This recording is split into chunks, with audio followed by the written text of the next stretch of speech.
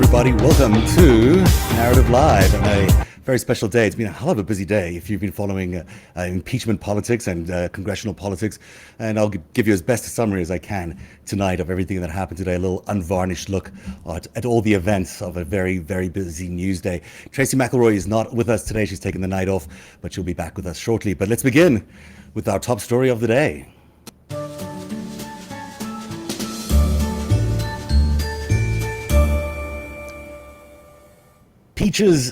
Peaches and mint, that's how we call it here, at least for impeachment. You get it? Peaches, mint, impeachment. That's what we're serving tonight on Narrative Live. And the big story of the day so far has definitely been this one.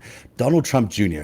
is now under subpoena to appear before the the Senate Intelligence Committee. That's a huge deal. The Senate Intelligence Committee is also not run by Democrats. As many of you know, it is in fact run by Richard Burr, who's the Intelligence Committee chairman. The ranking member, who's a Democrat, is Mark Warner. And yet this committee is the one that has decided to bring Donald Trump Jr. subpoenas to appear before them because they're having a little bit of trouble reconciling Trump's Jr.'s testimony before the committees previously in terms of Trump Tower Moscow and what the Mueller report said about the same Trump Tower Moscow knowledge. Let's take a look in detail at what that looked like. So on the left here, you see some of the evidence, the transcript from Donald Trump Jr. as he was describing how much he knew about the Trump Tower Moscow in the 2015-2016 period of time. And he really indicated he knew very little about it. He said barely had any knowledge, maybe came across it once or twice. But as Mueller found out, that is not what was the reality. As you look on the right-hand side, the findings of Robert Mueller's investigation were that there was a conversation, in fact, 10 conversations between Michael Cohen and Donald Trump Jr. And they were not idle chit-chat, as some people might have said. They were because of the Trump Tower Moscow was potentially $1 billion deal. Cohen also discussed the project on multiple occasions with Donald Trump Jr. and Ivanka Trump was another finding of the Mueller report. So it could be that the Intelligence Committee is just deciding that it has had enough. It's not going to take everything that they can from the White House in terms of stonewalling any evidence. And they are calling Donald Trump Jr. to appear, and they're doing so by subpoena, presumably because he's already refused to appear voluntarily. Watch this space. The story is going to stay big on our radar.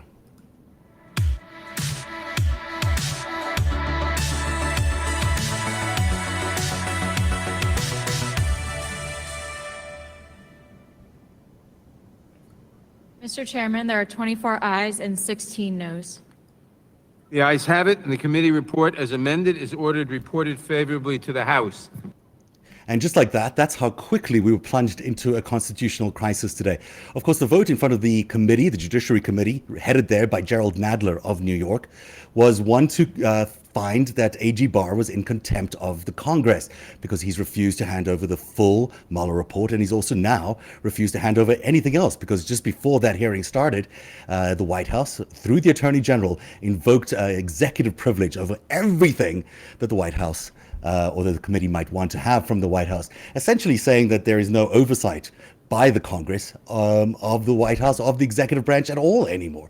It seems kind of outrageous, but it's not that surprising from this Attorney General, Bill Barr, who has been stonewalling every effort of Democrats to try and get the full Mueller report.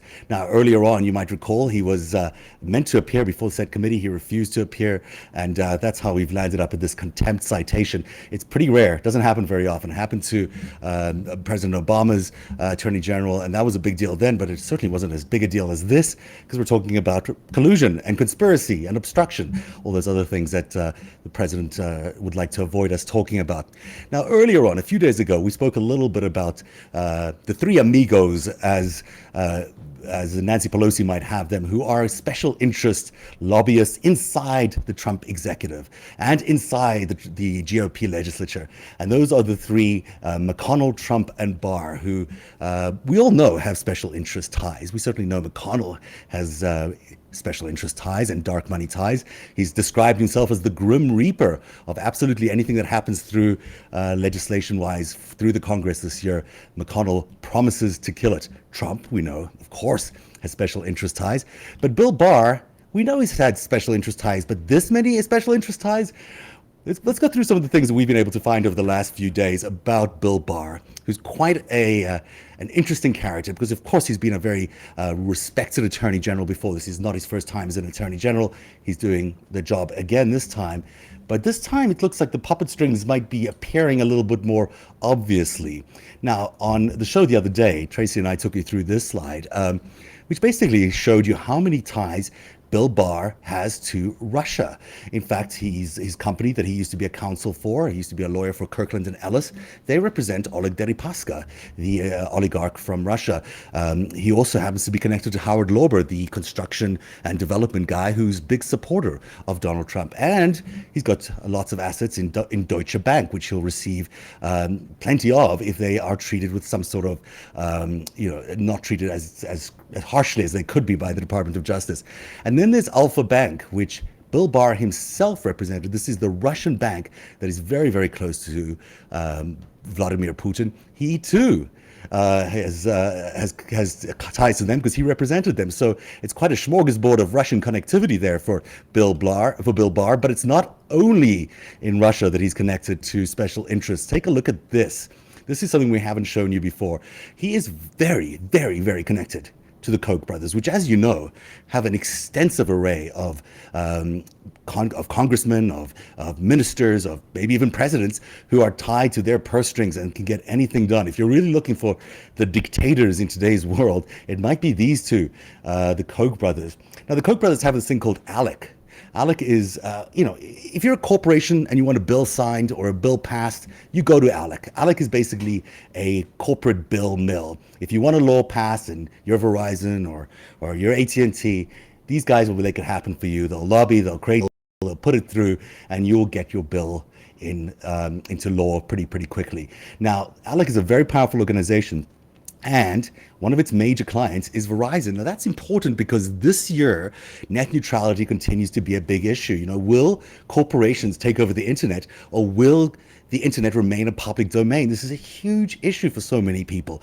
And as it turns out, Verizon is incredibly close to the people inside the organization, inside the administration, who will be deciding everything to do with net neutrality. And one of those people is Bill Barr, who is, or was at least, the executive vice president and general counsel of Verizon. So yes, there you have it. The guy who will ultimately determine how net neutrality is executed and whether it fulfills the law will be the guy who used to work at Verizon. And the FCC's chairman, Ajit Pai, is also a former Verizon executive. And the guy who's in charge of Alex is also an advisor for Verizon for 31 years. So you can see that maybe we've been spending too much time thinking about what it would be like for Russia and Russian relations and all that kind of scandal, when the real thing that the Koch brothers might be wanting, and the real thing that Trump might want, and the real thing that Bill Barr might want, might be something completely different, like, say, passing net neutrality or any number of other big pieces of legislation that these guys are really interested in passing. Keep a close eye on what Barr does with relation to net neutrality and various other forms of special interest money legislation as these years go by. So this could be them saying, you know what, Mr. Trump, we'll get you off Russia. We'll get you off this Mueller hook for now, but you'll owe us down the line by helping us pass these laws against net neutrality and other things. And just to make it clear how connected the Koch brothers really are, take a look at the Judiciary Committee. This is the Republican members of the Judiciary Committee. The Koch brothers have funded maybe all of them, except for maybe one or two, have had a ton of funds delivered to them by the Koch Industries, which is the company that the Kochs own, or the Koch PAC, which is the PAC, the PAC that the Kochs run as well. Every single one of these people is beholden to the Koch brothers. So is Bill Barr. So is Donald Trump. So is McConnell. You can see why Nancy Pelosi likes to blame this all on the special interests. She thinks that it's the special interests, people like the Koch brothers, who have put us into the situation we're in today. Now, despite that, we still are not seeing impeachment proceedings introduced by Nancy Pelosi and the Democrats, and that's because everyone really believes that impeachment is impossible. It's impossible to win an impeachment process when 2/3 of the Senate, or almost that, are more than half, I should say, are currently in the hands of the Republican Party. Now, I disagree with that. I've said it many times here that I disagree with that. But still, Nancy Pelosi is pushing back. She does not believe that impeachment is the right way to go. However, she did say today that President Trump is becoming self-impeachable. Let's find out what that means.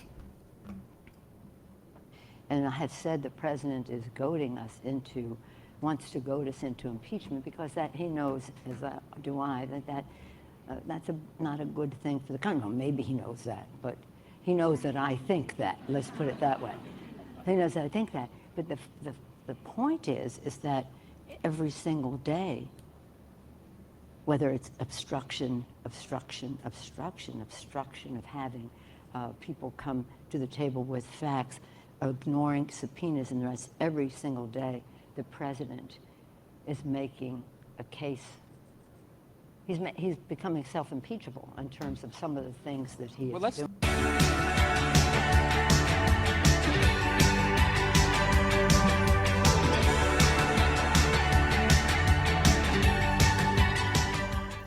Donald Trump may be becoming self-impeachable, but he's also now officially America's biggest loser. We say that only because the New York Times would say it. We would never say it ourselves. The New York Times, having got their hands on 10 years, a decade's worth of Donald Trump's tax returns, not the full returns, just transcripts of the returns, were able to make some astonishing findings about Donald Trump. I mean, he's not just lying, he's super lying about how rich he really is. Take a look at some of the findings of the New York Times.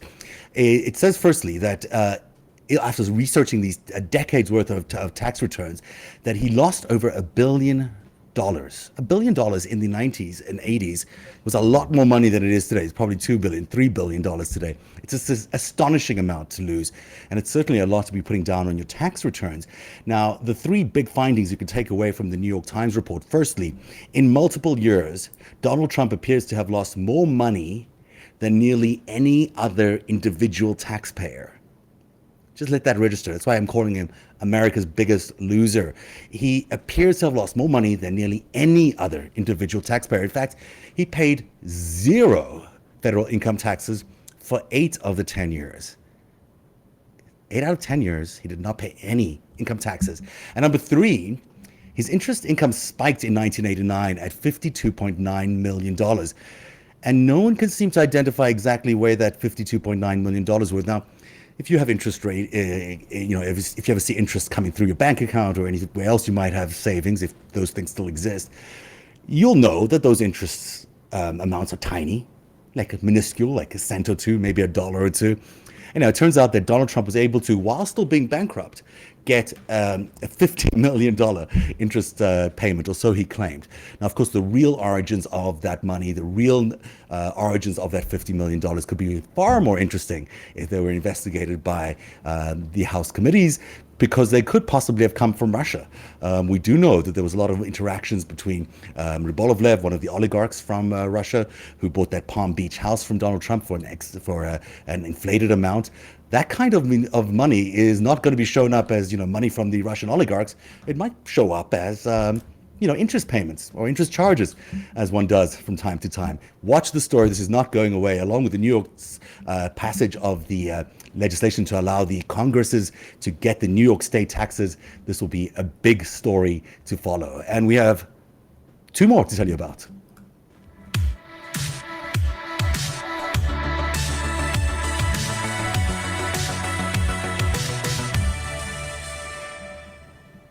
Indeed, we are in a New York state of mind for our last of our 3 big stories of the day. We are very impressed by the New York Senate today. They were doing a lot of interesting work to help prosecute Donald Trump. And they did so by passing 2 bits of legislation. The first one just passed the Senate. It's still going to go through the entire hearing of the entire committee. But we know now that New York's lawmakers, the Senate, are a step closer to getting Trump's taxes to the Congress. So what they've done is they passed a law allowing the New York state authorities, the tax people, to cooperate with congressional committees who might be investigating the president's taxes. And that should be really interesting because, of course, he does a lot of his business in New York. So a lot of his filings are in New York. And oftentimes those New York filings mirror what federal prosecutors or federal tax authorities are looking at as well for their federal taxes. So that's the one big thing that happened out of the New York state legislature today. But the other one, this is really a big one, because it sort of blunts the president's attempt to pardon anybody. Should he decide to pardon a Paul Manafort or Michael Cohen or anybody else who has already been prosecuted or found guilty as part of the Mueller investigation, it has been in the past the situation where people were fearful that they could not take the same action or prosecute the same action in New York State. But that is no longer true. The New York bill allows state prosecutors to bring charges even if the president has granted a pardon to the defendant, essentially plugging a loophole under the state's double jeopardy law. Mark my words, this is a big piece of legislation. It's not making anyone in the White House happy tonight, I bet you. Letitia James, who's the Attorney General for New York State, had this to say: the bill embodies a central component of the foundation of our democracy. She says the president, unlike a monarch or authoritarian dictator, is not above the law, and our laws should apply to all people of this nation equally, including and especially our leaders. So that's been a hell of a day we've had today, as we've been covering all aspects of Trump-Russia. If anyone sat through that committee hearings with us today, it was a long, arduous day as they got to where they needed to get finally at the end, which is basically a contempt citation for the Attorney General. So we'll leave you with one last thought, and it comes from James Madison, who said, "The day will come when our republic will be an impossibility because wealth will be concentrated in the hands of the few." Indeed, I think that day might be here when we look at the amount of concentrated power from particularly the Koch brothers, as we see how it's spread throughout the Judiciary Committee, how it spreads into Trump's administration, how it's spreading through Bill Barr's Department of Justice. It looks to me like the days of special interests are here, and they'll continue to rule the day until we do something big like change Citizens United. Anyhow, thanks for watching Narrative Live today. We miss Tracy, but she'll be back tomorrow. And thank you so much for being part of Narrative Live. You can always support our work by either going to our website, narrative.org, NARATIV.org. We have a donate button on every story there. Or you can go to primosocial.com/Narrative Live and then get access to our Twitter feed, which is the breaking news, Trump Russia, all day, all night. And you'll get, and that's for $10 a month. So you'll be supporting us either way. We really do need your support. There's no other way we can keep doing this, where we spend all these hours and days looking for the truth, finding the truth, and reporting it to you, because truth is ultimately what will set you free. Thanks for joining us.